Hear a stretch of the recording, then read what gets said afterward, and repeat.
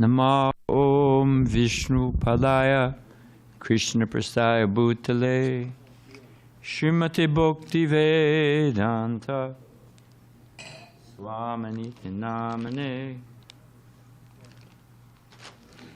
Namaste Saraswati Deve Gauravani Pacharani Nirvasesha Sunyavari Paskachade Satarani Shri Krishna Chaitanya Prabhu Nityananda Shri Advaita Gadadara Shiva Sari Gaur Bhakta Vrinda Hare Krishna Krishna Krishna Hare Hare Hare Rama Rama Rama Hare Hare.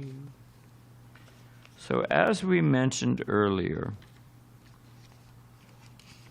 this is part 2 of these select items from the presentation in Mayapur. This is at the AGM, or the annual general meeting of the GBC, ISKCON's governing body commission, which interestingly enough, Prabhupada selected that name, of course, governing body commission. It's the same name that was used for the Indian railway system, that made sure that, and their motto, of course, was running the trains on time. Keep the wheels turning. That was the motto. And Prabhupada liked that. So he named the GBC, Governing Body Commission. Okay, we can hit the lights. Thank you, Prabhu. Okay, now Vaisheshika, well, next. We'll do the next. This is Vaisheshika's presentation. I've, with his permission, pulled out some slides because there were a lot of numbers, and it was a blissful presentation, of course. So I'm his poor cousin, but I'll try to do my best. But it's shorter because we've got a lot of ground to cover. So Vaisheshika Prabhu is the BBT, Bhaktivedanta Book Trust. He is the Marketing and Communications Director. That's his official assignment. So next. So we think of book distribution as giving mercy to the conditioned souls, which it is. But it's also essential for temples, for our own spiritual life. So it says here, ISKCON communities need book distribution. It infuses the whole community with spiritual energy. And if you're thinking about other people, you're not thinking so much about yourself. And I'm sure we've all experienced that. You go out on book distribution, you go out on Harinam, you got so many issues, you're not getting along with this devotee or that devotee, and you got this issue and that issue, fighting with your wife, fighting with your husband. You go out on Harinam, you go out on book distribution, and all the cobwebs clear off the intellect, and you feel refreshed and revitalized. And what was that issue? Doesn't matter at all. So ISKCON communities need book distribution. Also, any business that is not advertising, this is what happens all the time in businesses. They spend a bunch of money on advertising, they get a bunch of customers, and they think, well, we don't need to spend that money anymore. And they float on the previous inertia for about 6 months or whatever it is, but the market dries up for them. You have to perennially advertise. So unless we're getting our message out, you're not going to be making new devotees. Books make devotees. Okay, next. Sankirtan is our spiritual oxygen. It sustains our life. Next. And Sankirtan is for everyone. And if we're all freaked by, disturbed by, not all of us, but many people, by, you know, how many books I did and comparison, but it's just a matter, as Vaisheshika Prabhu says, just touching your feet to the pavement is a major success. Just going out. So it's for everyone. Next. And book distribution is high sadhana. Book distribution actually causes you to think. I remember Tamal Krishna Maharaj told me, he'd been in India for I don't know how many years, and he thought the book distributors, seeing the big scores at the airport, thought they were all just doing hustles and shucking and jiving and sort of like con men or gypsies. And so he went out on book distribution in Chicago and listened to what the devotees said. And he was so impressed that, because people ask questions and you got to be able to answer their questions, and you got to answer them according to Shastra. So you got to read, you got to study. And if your mind's all over the place, you can't go out on book distribution. You can't focus. So you got to chant nice japas. You have to read. So book distribution is the catalyst and cause of high sadhana. Next. And it builds community spirit. Devotees go out together on Harinam, they go out together on book distribution, and it builds sweet relationships. Because you see them, oh, this devotee's a manager, he's the head pujari, he's always telling me what to do, he's a temple president or GBC, or, you know, and we're all, you know. So, you know, there's just human nature. People get cabin fever and start finding fault with each other. But when you go out on Sankirtan, you go out on Harinam, you go out on book distribution, you see the devotees in a different light. You see them preaching nicely. You think they're going out there in the rain or the cold weather. We don't go out in the rain so much, but you see them going out in the cold weather or hot weather, or, you know, thick and thin. They're out there preaching. You think, geez, you see the devotees in a different light. So it builds community spirit. Next. So we have 3 annual campaigns started by Vaisheshika Prabhu. One is Bhadra Purnima. That's focused on the Bhagavatam sets. Sorry about my voice. The other one is the Live to Give campaign. That's focused on Bhagavad Gita. And the other one's Be a Gardener. You know, Chaitanya Mahaprabhu says, I'm a gardener. I've come to distribute the fruits of Krishna Prem. So it's the Chaitanya Charitamrita. So during the year, we have these 3 marathons. So part of what happens at the GBC meetings is reports. How did things go? Prabhupada said we should gather together to discuss, to make the preaching program for the next year, and to measure how we did in the last year. How did you, okay, we had a plan. How did it go? So this is the report from on the Bhadra Purnima, Bhagavatam, Live to Give, Bhagavad Gita, and Be a Gardener, Chaitanya Charitamrita. Next. So, and this is where we're going for the Bhadra campaign. And you can see the years there. We started off, what is that, 2018? And we sold 7,007 sets. Well, sounds great, worldwide. And last year, what was it? Where's 2000? And, well, it doesn't say it because we're going to save that for suspense. But our goal, Vaisheshika Prabhu is driving us forward globally, is in 2026 to get up to doing 100,000 sets a day. A day, sorry about that. That'd be great, someday. 100,000 sets in the year. That's the goal, 26. Okay, next. So there it says, by 2026, 1,000 sets in the Bhadra campaign. Next. Now, the 2023 goal was half of that. But remember, we started a few years ago, 7,000 sets. We thought, well, that's huge. But here we are, a few years later, at 55,000. So what is that, a 400%? Yeah, something, no.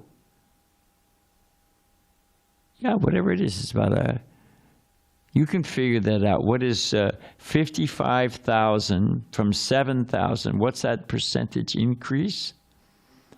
Huh? Yes, 7 times 8 is 56. Yeah, so it's an 800% increase. That's pretty phenomenal. Okay, next. And just, we didn't do this for every slide, but just to give you an idea, here's New Zealand. They did 138,000. I don't know what the population is in New Zealand, but that's what they, okay, next. This is, where are we? This is Australia, 467 sets. What's next? This is little Fiji, little tiny Fiji. It's a string of tiny little islands, and they don't do any books. They don't do any, but they do a few. And they said, well, wait a minute, we can do something. Like, what is it, there's the Hanuman, when Lord Ram was building the bridge to Lanka, and everyone was throwing it, doing what they could, and the monkey soldiers were led by Hanuman or throwing in big boulders. There was a little squirrel, and the little squirrel was trying to kick in something, whatever he could. He's a little squirrel. Hanuman said, out of my way, squirrel, I've got these big boulders. And Hanuman said, no. According to his body, he's doing what he can. And it says that Lord Ram patted him on the back, and you see the stripes on the squirrel's back. Of course, that's folklore. I don't know if it's in the Ramayana, but certainly the statement. So little Fiji, little squirrel, Fiji, 52 Bhagavatams. And drops of water, they build up to the ocean. Next. Now, this is Europe, right? No, where are we? This is the Far East. Thailand, Malaysia, Japan, like that. 43, now we're jumping. 4,311 sets last year. Next. Then you've got Europe, 2,198. Next. So they measure everything. This is Africa, 624. Next. And South America, they've got people don't have much money. 82 sets. Next. Now we've got North America, USA and Canada, 6,747 sets. And there's all the different temples. Next. And this is India, Bharatvarsa. 19,286 sets of books done in the Badr campaign, Badr Purnima. Next. So the total was 33,905 was what the pledge was. So worldwide, we actually hit our goal. It's an amazing thing. So everybody doing something. Huh? That's what I was just wondering about. I think the pledge. Anyway, next, let's see what the next slide. Just work with me. The name of all the Badr participants will be placed in a silver box at Lord Nrsingadev's altar in Mayapur.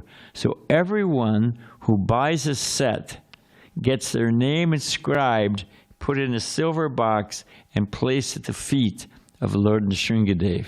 So that's sweet impetus to buy a set. Next. So as I said, this is what we did. The pledge, I think, was 30,000. So we went to 33. We blew right past it. And everyone said, oh, we'll never be able to do that many. So it makes you think, 100,000, They got 3 years to gear up. Next. Now we're in the Gita, live to give. What were the results? What were the goals? Next. So this is, we started off the first year, 2020 and 2020? So we did 2 million Gitas worldwide. Don't get puffed up. The Gideons do something like 25 million Bibles a year, and that may be an underestimate. So, we got some competition. And Bible's it's a worthy book, but Bhagavad Gita is a real. Okay, so what's the goal? The goal in 2023, it doesn't say because we want to see what it is. There's a little suspense. But the goal is 5 million. We want to double it. So next. So we did, what is it? 3.7, almost 4 million Gitas worldwide. That's something wonderful. You know, I remember when we, in Dravidapur will remember, when we thought you couldn't even sell a hardbound or a big book like that. No one, who will buy it? You know? And now, last year, 3.7 million Gitas worldwide. And what's our goal in 3 years? 5 million. Next. So, click it back.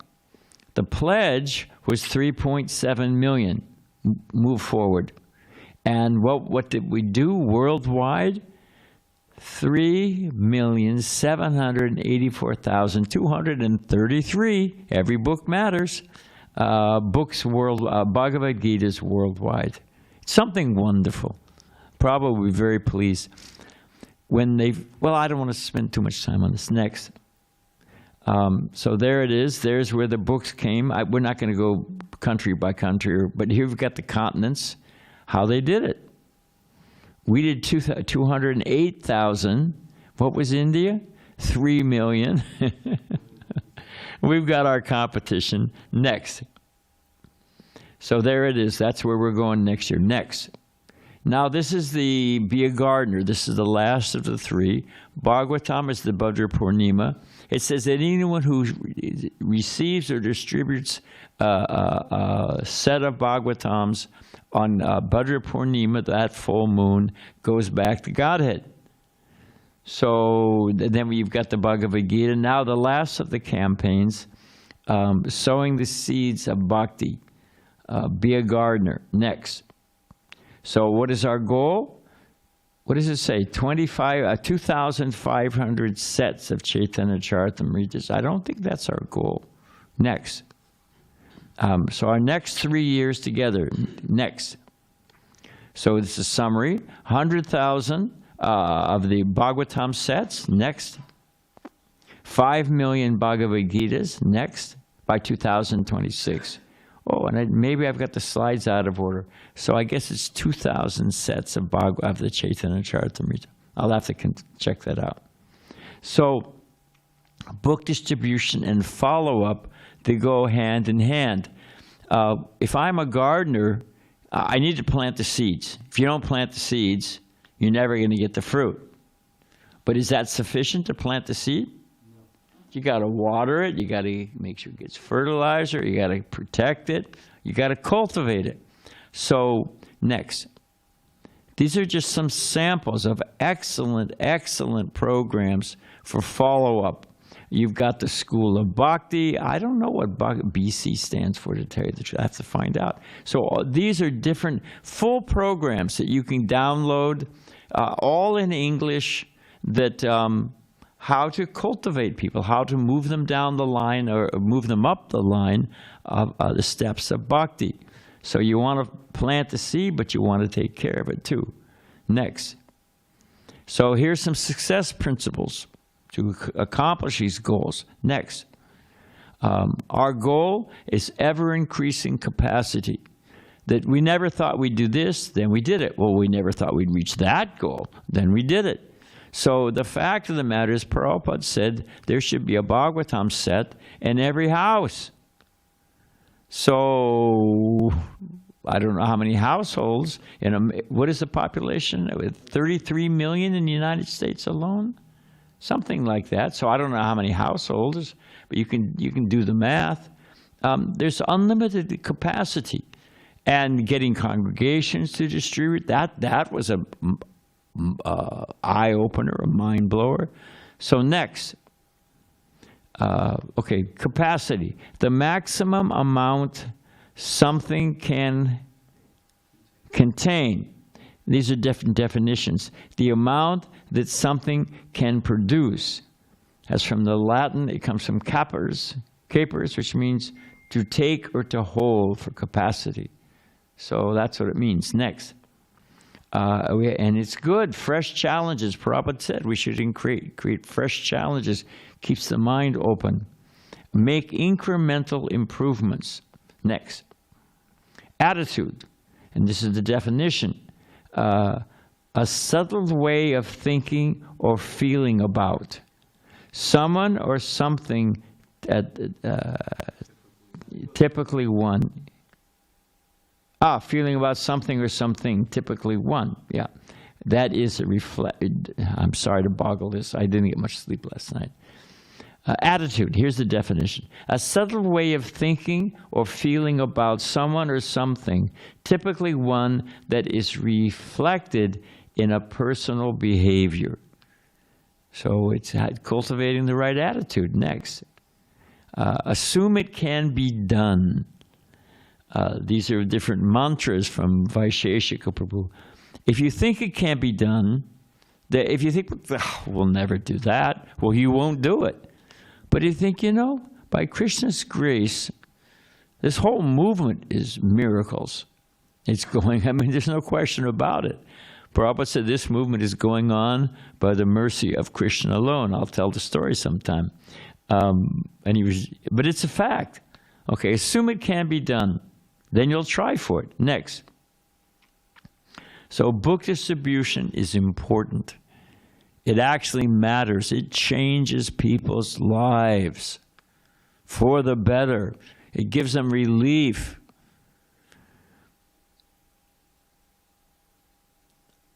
The Motel Gita? There was a man, the devotees from Laguna Beach, right up in not Encinitas, but I think Lucadia, he wasn't interested in getting Bhagavad Gitas. So the devotees said, well, look, we'll leave you a case. Here's a case. And if you like them, then you can pay us for it. The Motel Gita. So, all right, whatever, you leave it there. So then the guy thought, as long as I've got them, I'll put them in the room. They'll sit there forever. How long have the Gideon Bibles, Gideon Bibles, been sitting in there for 30 years? All right, put them there. Now, unknown to him, a man came to check into the motel. And he was surly and unhappy and hardly communicated. I got a reservation. Here's my card. Give me the key. And don't bother me. That's how he checked in. When he checked out in the morning, he was extremely apologetic and bright-faced, and he had the Gita under his arm. He had checked in to commit suicide, which evidently there are a number of people, I guess they don't want to leave a mess at home. I don't know what the strategy is, but people check into motels.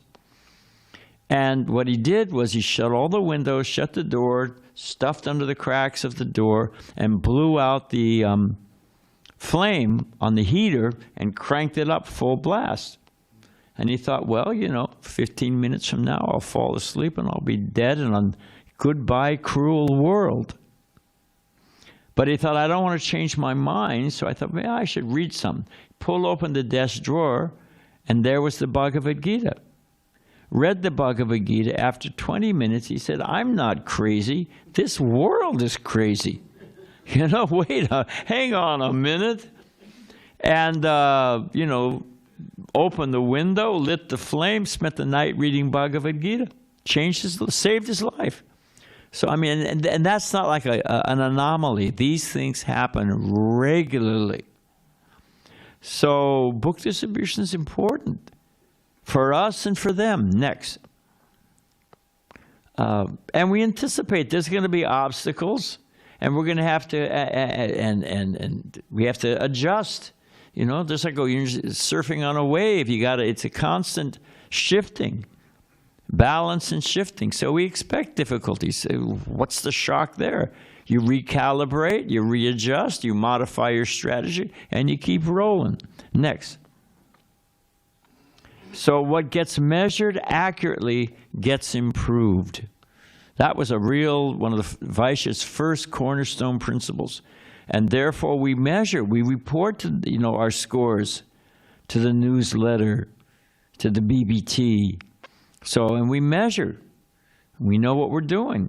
It's not just, oh, we're playing the hand of God. Of course we are. But part of that play is using our intelligence. So what gets measured accurately gets improved. Next. So these are, remember, different sutras. Efficiency and economies increase our capacity. Brainstorm, set goals, report results on time. These are the different steps. These are the attitudes, as we defined it. These are the attitudes, and these are the skill sets that are going to allow us to hit that goal. It requires intelligence and effort. But why not? What else are we going to do with our life? Space out and think about how we caught the high school pass at the homecoming game? I mean, people think about so many things. Next. So goals are potent.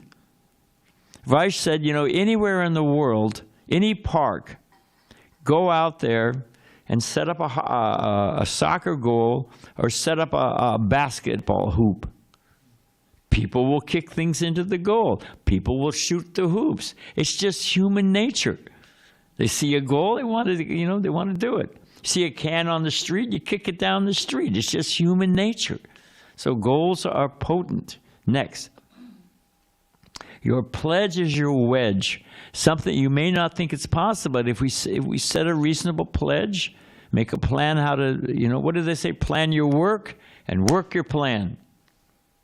And if devotees around the world are doing this, you see it all adds up. Next.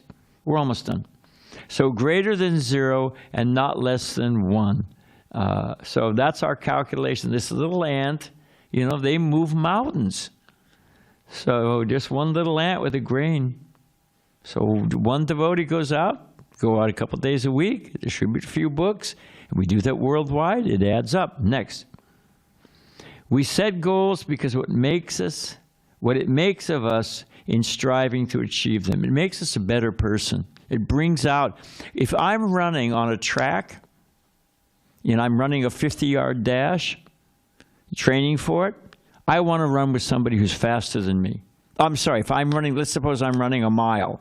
I want to run, I want to practice with a guy who's trained for 50-yard dash because he'll run faster than me. He won't be able to sustain it as long, but he'll zip past me. And in training, I want that competition. It'll pull out the better in me. So that's the idea. Next. So workarounds bring turnarounds. He likes these poetries, the attitude of gratitude. So next. You got to work around. So reflection. This is just a summary and we'll be done. Next. Sankirtans for everyone. Next. A lot of devotees, each doing their best, bring big results, as we've seen. Next. Broad participation leads to stable growth. Everybody all over the world doing what they can, not in anxiety and not skipping Bhagavatam class, and but going out according to what's reasonable. And in broad participation leads to stable growth. Next. ISKCON communities need book distribution. It's healthy. It's medicine. Next.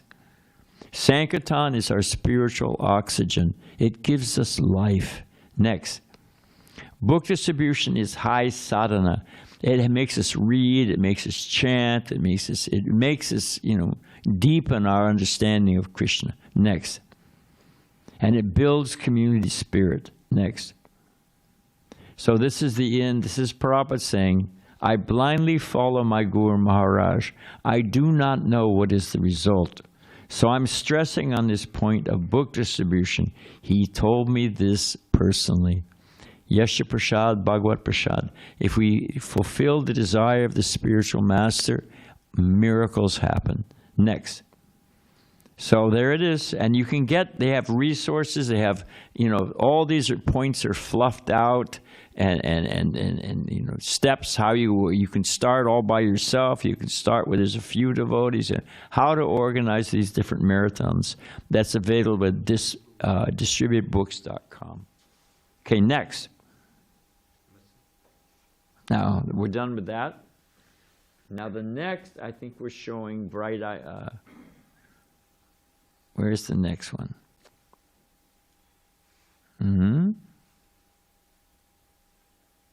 Yes, say goodbye to this. What's up? Tapas, come on. That's me. We had enough of me.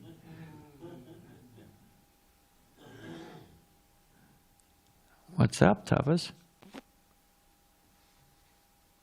This is a sampling, and I say sampling because there are so many wonderful devotees, fantastic. Blow it up and get it at the beginning. There are so many wonderful devotees doing amazing things. We're in our own little world, we're in our own temple, we're seeing our own issues. Go to the beginning. We had our, keep going, go back. Back. You got the wrong one then. Well, there it is. Where's the rice? Grain of rice in the bowl. Oh, we've got the wrong one. Doesn't matter. It's the same principle. From a grain of rice, you can understand the pot. Prabhupada used to say that. So this is just to give you an idea. I sure hope it has that Devam Maharaj in it. But this gives you just a sampling of things that are going on around the world. This is at the Govardhan Retreat Center. That's a Davis view of Govardhan Hill. Next. Oh, come on. And this is again looking at Govardhan Hill, all the different caves. And next. This is Burjan Prabhu, and gathered together, he got some inheritance, gathered together some donations. And this is our own retreat center right at the foot of Govardhan Hill, right on the side of Govardhan Hill. And then Braja Bihari Prabhu was the one who oversaw the construction and everything. So that's a view of the campus. That's our retreat center. ISKCON's retreat center in Govardhan. Next. There's the entrance of the main hall. Next. This is the side of the main hall. And it's advertising one of the programs there, ISKCON India Youth Course, I guess, Vrindavan. That's one you'll see next. That's the stage. That's the inside of the hall. And there it is, packed. This is their first conference. It just opened. Packed full of devotees. Next. This is the dining hall. It's nice facility. It's got a living facility for a couple hundred people. It's got little special guest houses for, the speakers. It's really a nice setup. So that's just one thing that's going on. Next. Just for fun, this is Kazakhstan. This is Dvijamani's guru. Actually, there's some history. Next. This is their devotee community. Kazakhstan's got flat land, got mountains. Beautiful. Next. This is the temple building and the surrounding community. They've got an auditorium. They've got the houses of the different devotees. This was originally started in Kazakhstan by B.P. Govinda Maharaj, and they built up such a nice community that the brother-in-law, I think, of the president or the prime minister would drive past it, onto some, and it was such a nice community. It's a kleptocracy. They're just thieves at the top. He just decided, I want that. Just sent the army, they smashed all the buildings, they threw out the devotees, and the devotees had to move and start over. So this is all recently built within the last, 5-10 years, something like that, So you can't keep a good person down. They started over. Like Prabhupada, the whole Gita was stolen. Prabhupada's whole handwritten draft of the Gita was stolen. Oh yeah, the whole thing was stolen. And Prabhupada sat down and started over again, wrote the whole thing all over again. Next. So this is just the temple gardens. Next. And there's the temple at night. From one grain of rice, you can understand the pot. We've got the wrong one. I bet it doesn't have Devam Maharaj. This is my fault. Next. That's a real bummer. Is that it? Yes. Ah, jeez. I have one more to share in the last week. Huh? What you shared in the last week, I have that one also. No. This is new stuff. And it had Devamrita Maharaj, and it had, oh, that is a real disappointment. Well, we'll show it next week. What time is it? 25 after 8. All right, I'm going to say some stuff, and I'm wondering if you have my computer, could you run it off my computer? It's a yes or no. I don't know. I'm asking you. I have your computer file. That's not the question I asked. If my computer is here, can you plug it in and run it off my computer? Govardhan, can you go like the wind and grab my computer? Pray to Vayu. Go like the run. No, thank you, Govardhan. And because it's really sweet, and I definitely want to show that. So we can hit the lights, and I'll say a few things, just for fun. That's you hit the lights.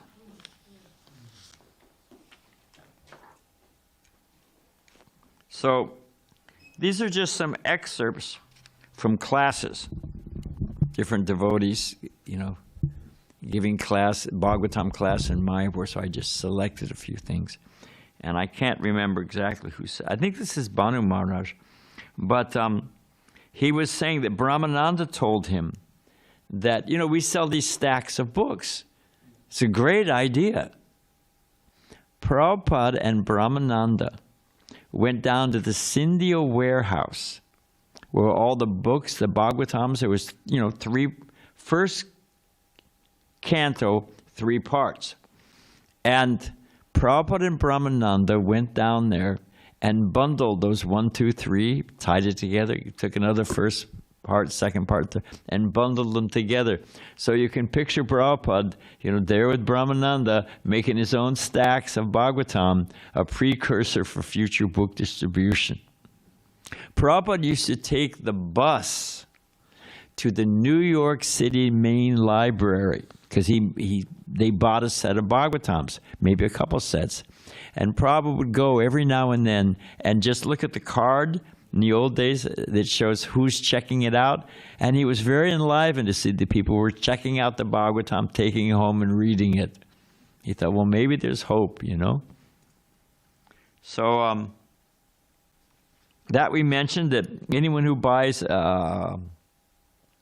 anyone who donates, this is another box, embroidered box, silver engraved. Anyone who buys, who donates to the Temple of Vedic Planetarium gets their name, written and put in that box and tucked at Lord Nrsingadev's lotus feet. In Hungary, evidently it's an old technology. It's practically lost. And with bowls, they have bowls and they go in a circle and they grind the grain into flour.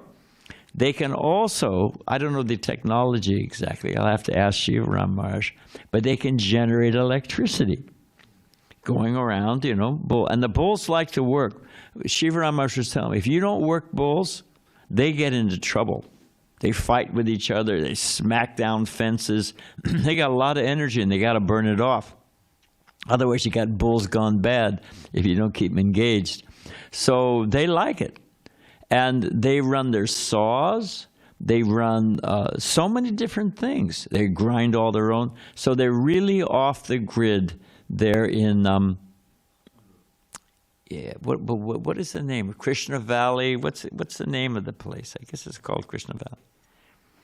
So there it is. And now Czechoslovakia, the devotees, I guess not Czechoslovakia, it's Slovakia, they picked up on it. So different farms. This was from our farm minister, who was saying that, because it's a problem, what to do with the bulls.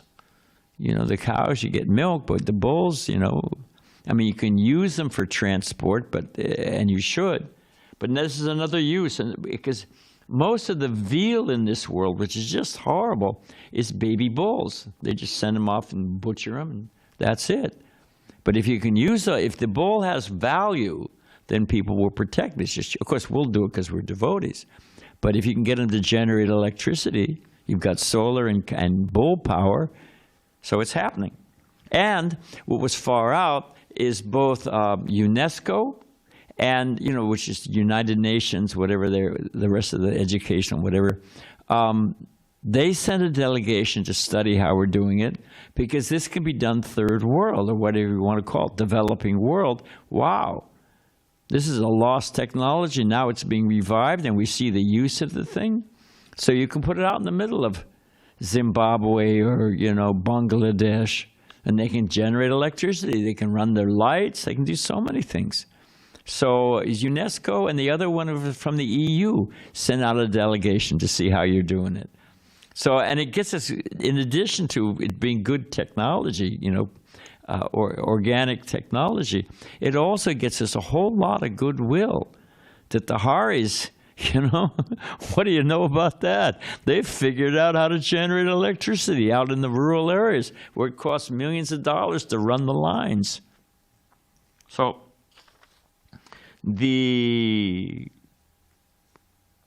also he's evidently the muzzle of cows, bulls, and whatever it is.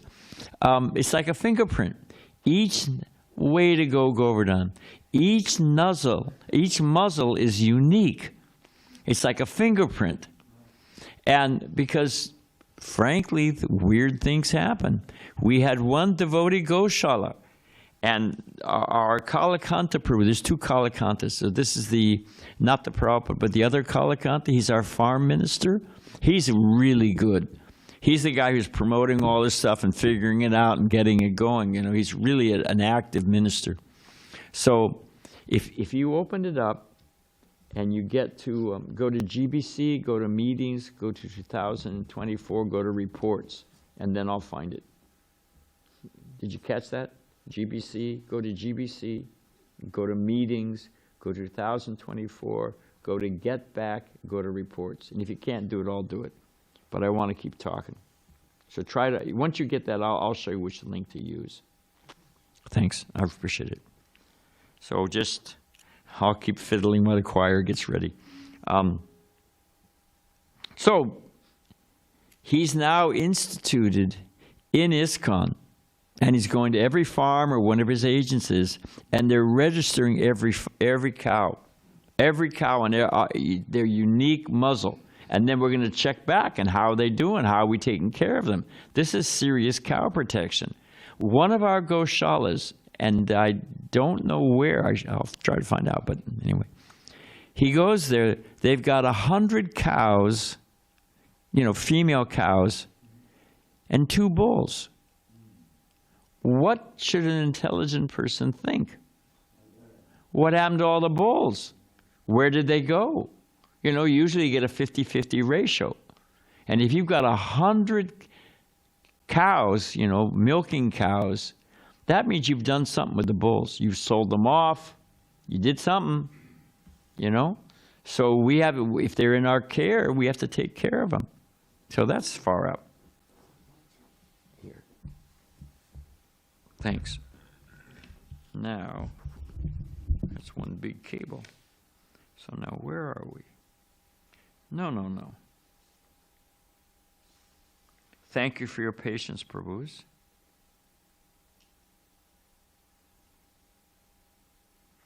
Now, what are we looking for? We're looking for meetings.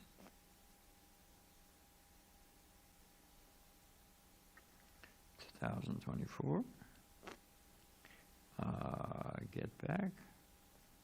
Welcome to my world. Can you see it up there? Yeah, welcome to my world. Report. And we want to show, what are we looking for? Bright spots, there we go.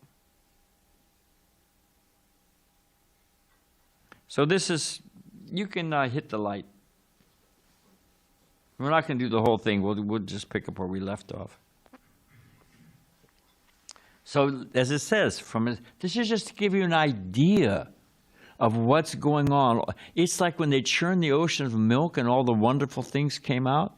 It's just absolutely mind-blowing.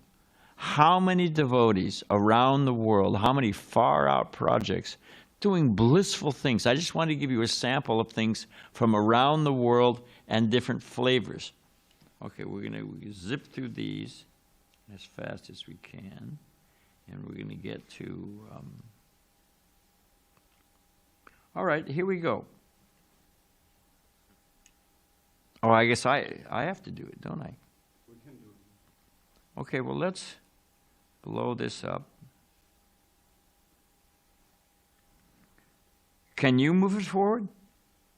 Don't worry about it, because it's just a little hard for me to do all of this with my little pea brain. Okay, Myanmar, formerly Burma. Population 54 million people with my laser pointer. So this is just where Burma is, Myanmar is. This is Bangladesh, this is China. So it's Far East. It's a strict Buddhist nation, just like you've got in Saudi Arabia and whatever in the Emirates and stuff like that. For the Muslim side, Iraq, Iran. It's just like that. It's a very, very strict Buddhist country. So how do you, next, okay, how do you crack the place?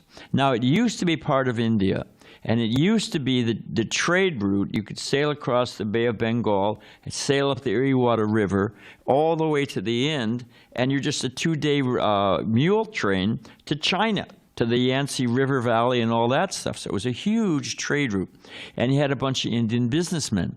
Now, fast forward, Burma gets independence, and they threw out all the Indian businessmen, and they gave all the concessions to local Burmese people, Buddhist, because the government's Buddhist. So the Indian businessmen leave. They left. They can't make a living, and they were supporting the temple, just like our congregation supports us. So we started getting all of these temples donated to us. We've gotten we've had to tell them no more. We can't take any more temples. This was a crumbling, it was just bricks, basically. I saw that. I was there 10 years ago, and I was going every year by Krishna's grace. And it was just a pile of bricks. Great location.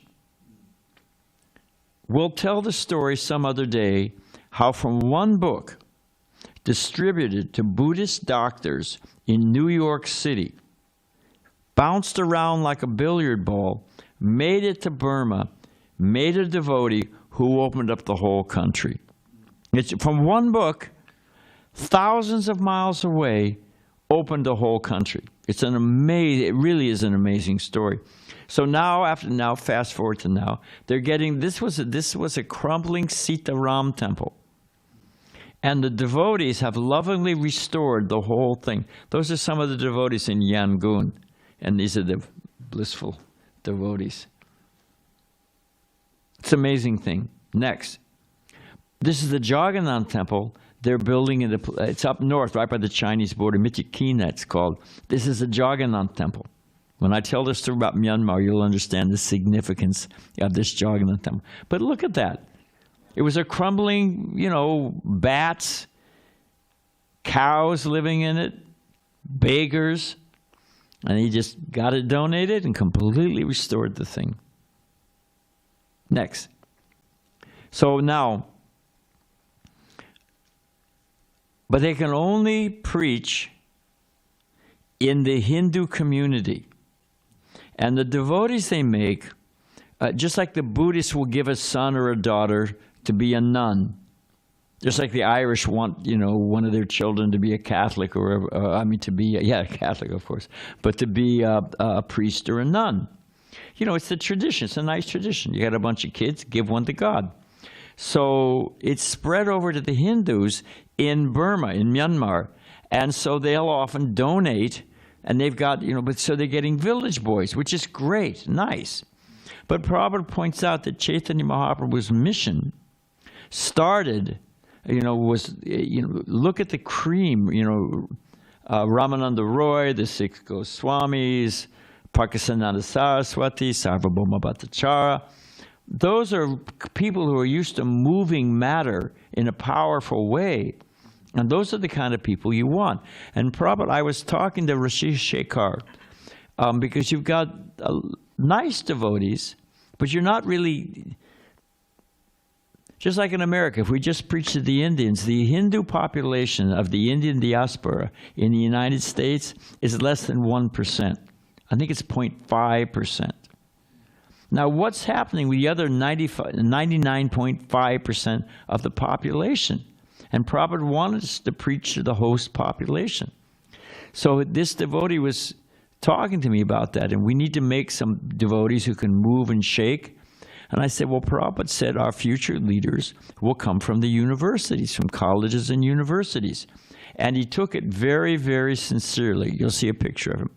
And a few years ago, he started this. It says, reach out beyond the Hindu community, reach out to university students. That's the admonishment of Srila Prabhupada, and it works. Bhaktivedanta Institute, I'm sorry, they used to think that the only people that would join in India were village boys. And I'm not criticizing village boys, and I'm not criticizing the devotees. They were very sincere, nice, wonderful people. But nobody with a higher education, or nobody who's got a, on a rapid career path, they're not going to join ISKCON. It's a step down, and they're all interested in material opulence. Some of the devotees make them, anyway. Some of the devotees thought, well, hang on a minute, thinking about who joined Chaitanya Mahaprabhu. Of course, we're not Chaitanya Mahaprabhu, but we're infused by his mercy. Thought, we're going to preach at IIT. We don't know if anyone's going to join, but we're going to preach at the university. The devotees in Juhu. People thought, who's going to come from Juhu? The IIT is the India Institute of Technology. It's like Caltech, MIT. It's top drawer stuff. And lo and behold, they made some nice devotees, who then took responsibility for programs and are now leaders of the Juhu Yatra. The other temples jumped on. And we have university programs, and that's a whole presentation, that are actually making top-drawer, educated, sophisticated people for spreading Krishna consciousness. And it's completely changed India, ISKCON India. So Rasik Shekhar, this is his name. He's a doctor. He's actually a dentist, or oral surgery. This is Dr. Nayaung. And he started these courses at universities. And, he goes in, very, what does it say? Concerns about the development, module name, theoretical ethics, whatever. Concept of duty in Bhagavad Gita. So these are the kind of courses he offers. And once and it's an evening course, if they're interested, then they sponsor. He signs people up, and he'll do a 3-week course. He's got a 3-month course next. And this is him. This is Rasik Shekhar, Dr. Nayaung. And here he is. And look at it. What is it? Material body, or whatever it says there. Gross body, subtle body, the soul. And he's just laying, it's all Bhagavad Gita. And what are our obligations and responsibility? Because the theme is duty. Here he is teaching. Who's he teaching to? Next.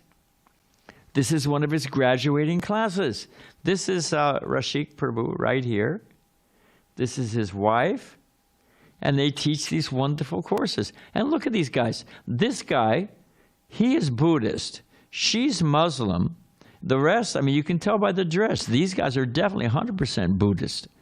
So he's managed to crack beyond the Hindu only into the host population, quality people, and they're signing up for courses. It's just an amazing thing. One devotee said, I'm going to believe it can be done. And he just started, and he's on a roll now. Yeah, they made the daughter of the, what is he? The education minister, strict Buddhist family. The daughter's become a full-time devotee.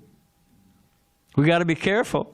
She can't wear a sari. She can't, she's got to be careful because we'll rock the boat. But one man determined to preach, changing a country. And we'll see it. We'll see the waves. They'll get initiated. They'll take responsibility. We'll just see the waves out of that place next because it's a wonderful country.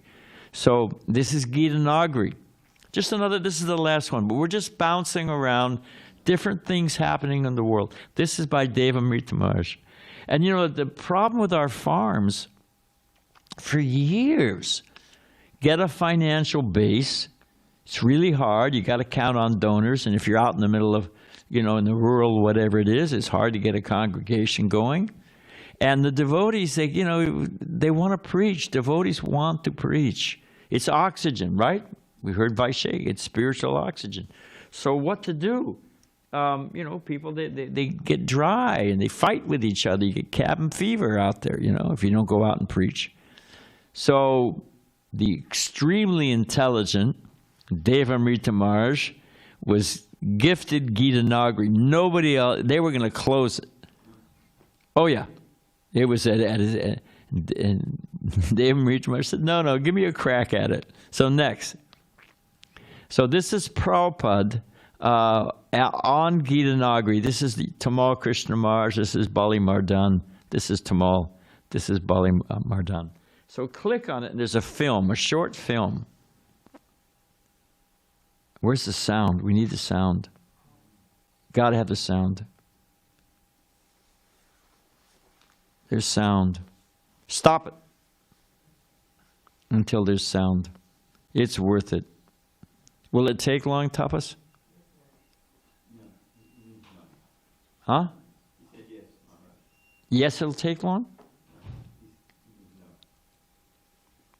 It's good to go. Tapas to the rescue once again. And he's training up Govardhan. Okay, let's roll.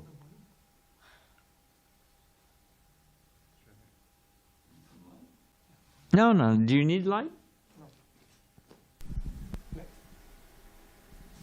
Srila Prabhupada had been standing looking at the wonderful fields. The devotees were gathered around. There were two fellows who were new devotees, very enthusiastic. They were country boys from not too far away. And they had brought from their own garden a medium-sized basket full of vegetables. And Srila Prabhupada picked up an eggplant out of the basket, and he just held it in his hand as though it were a jewel of some sort, and he held it kind of up and just looked at it. It had a real value, this produce. You can just tell his pleasure was immense. So at some point he spoke about how we should be able to feed the neighboring city temples, supply them with very luscious kinds of fresh foods like this. But not only that, but in time of need, we should be prepared to also produce an abundance sufficient to feed people living in a 10-mile radius. Prabhupada took a walking tour of the barn and the machine area, and Paramananda was a little bit apologetic because Prabhupada had been to New Talavan a few months ago and chastised them for having farm equipment. But actually they had farm equipment and was standing outside in the weather getting rusty. And at Gita Nagari we had a lot of farm equipment, but everything was very well protected. But Paramananda was very much self-conscious. So as he was showing Prabhupada the different equipment, he was saying, and this is a disc and it'll do the work of so many men, and this is a plow and it'll do the work of so many men. And Prabhupada was very silent. But when Prabhupada gave his class later on that evening, he said, it's not that we hate machinery, everything can be used in Krishna's service. He also very much caught our mood that we didn't want to be in the cities. And so when Prabhupada noted that, he commented in his class, it's not that we hate the towns and villages, everything belongs to Krishna. So he saw our mentality, and he cut through it very effectively. Okay, we can close that and we'll go back and finish the last ones. We'll just finish up in a few minutes. Prabhupada was in New Vrindavan, and it's a long story. Everything leads to another story. But the local judge anyway, he was a local judge, friendly with the devotees, and he brought Prabhupada two big bags of vegetables he'd grown on his farm. And he walked right up to Prabhupada and dropped them in Prabhupada's lap and said, here you go, Swami, from my own garden. Prabhupada said, when someone gives you something from their own garden, this is love. Unless it's zucchini. People always give away too much zucchini, and they let it go to seed. But no, Prabhupada didn't say that part. That's my commentary. But Prabhupada, later on, they took those. Koladri Prabhu told me this. They cooked up a nice veg, the evening meal for Srila Prabhupada. And Prabhupada took one bite. He didn't know they were from, And then he said, where are these from? He said, oh, Prabhupada, those are the judge dropped off. Prabhupada said, I haven't tasted vegetables like this in 30 years. Because, India, they call it plant food. They fumigate everything. And here in America, organic means you just didn't poison the thing, So, farms, Prabhupada's stressing how important they are. So this is the presiding deities at Gita Nagari. This is Shri Shri Radha Damodar. If you've heard about the traveling bus party, Radha Damodar bus party, these are the famous Radha Damodar. So they finally decided to settle down in Gita Nagari, so they're the presiding deities, and they are gorgeous. Next. So what about preaching? What to do? So here they've hooked up these programs with local colleges, local universities. They're teaching farm management. They're teaching, so many different things, ecological farm planning, environmental this and that, rightly so. They can come out to Gita Nagari and see things being put in action. And they can learn, hands-on learning, and they get a taste for it. So Devamrita Maharaj and the devotees in charge, Dhruva and his wife, we'll see them in just a minute, they've hooked up with these universities, and they're getting all these volunteers. They're getting people who become devotees from that program, associate, forget this, man, I'm going to live with these guys. So they're making devotees, but they're also, they've got a bunch of free work. I mean, we've got beautiful property out there, but Damodar's working as hard as he can. How much can one man do? So here they are, university students and their weekend volunteers. Next. This is from the work-study course from Penn State. Penn State's an Ivy League college. It's one of the better colleges in America. And they've got, here's the professor. This guy right here. There's the professor. And he's out there with all his students and the devotees, and they just finished a 6-week course on farm management. Imagine that. And they're becoming devotees. They're helping us with their expertise. And it's just great. And the devotees are breathe life into the community. They're paying $1,200, per student for a 6-month course, and count up the students. Next. I think this is just Savas asked me to put this one in.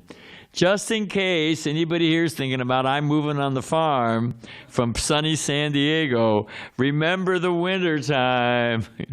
You'll miss Radhagiridhar in the warm weather. So just in case you're thinking about moving, I've thrown that one as a deterrent. Next. Now, this is Dhruva Maharaj and his better half in every sense of the word, Parijata Mataji. He was a nuclear scientist. Literally, he designed and managed nuclear power plants. I think I've spelled nuclear wrong, but that's another, I'll have to fix that. Is it? Okay. And his wife, Parijata Mataji, on the right there, was a big exec at FedEx. I mean, they were a happening couple. Luxury life in South, I forget where in South, I think Johannesburg. Devamrita Maharaj, he's their guru, said, I need help. I don't think he'd asked them directly. He was telling me the story, and I've forgotten the details. But he was saying, man, this thing is really weighing on me. And they could see that, and he said, I can't find a good manager. Everybody comes, and, they face all the problems, and they leave. And Dhruva and his wife went home and thought about it. And they said, all right. And they went back and said, we'll go. So they were city folks. They'd never been on a farm in their life. You know, he said, I'd never even seen a cow. And they went there and surrendered. And she's driving a tractor. He's fixing some kind of farm equipment, you know. I guess if you can build a nuclear plant, you can fix a thrasher or whatever those things are called, a harvester. So, and the place is just taken off with good management. He's managed. They have a working dairy licensed by the state of Pennsylvania. You can order today. You can order cheese. You can order milk. And they'll ship it to you. They've got a local market, and he's gotten a ton of grants. $150,000 for their irrigation system, another $200,000 to build a guest house. They've gotten government tax dollars at work. So it's a farm that's working. It's preaching, it's self-sustaining, and it's pumping out the vegetables. So it's just an amazing thing. Next. So we can end there. I love this picture. Of course, here's Lord Chaitanya, Lord Nityananda. But you notice all the people all the way back following them. Prabhupada was in Detroit. He was driving back from his morning walk in Belle Isle after the Detroit River was so contaminated, caught on fire. It burned for 3 days. That's Detroit. So Prabhupada's in Detroit. He's driving back, looks out the window, and says, this is Mahaprabhu's movement. Govardhan looked out the window. There was a welfare office, there was a liquor store, and there was a hardware store. Huh? We're intoxicated with love of God. Prabhupada comes around the same corner, driving back to the temple next day, looks out the window and says, this is Mahaprabhu's movement. So Govardhan and Jagadish asked Prabhupada, what are you seeing? And Prabhupada pointed, and he was seeing, this is the logo for Sherwin-Williams Paint, SWP. And here they're pouring their paint. They sell all over. They're a worldwide company, one of the biggest producers of paint in the world. And their slogan is, every town and village. I mean, their slogan, is we cover the world, cover the world. Prabhupada saw that, and he was thinking of that verse, your name will be known and chanted in every town and village. This is Mahaprabhu's movement. It's actually happening.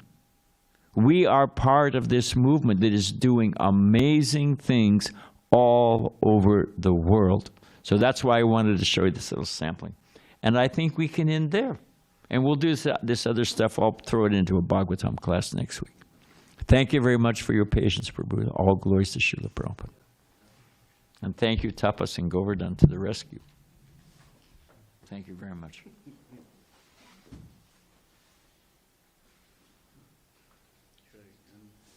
Yeah, we're done. Just while you're getting ready, one person, a few devotees.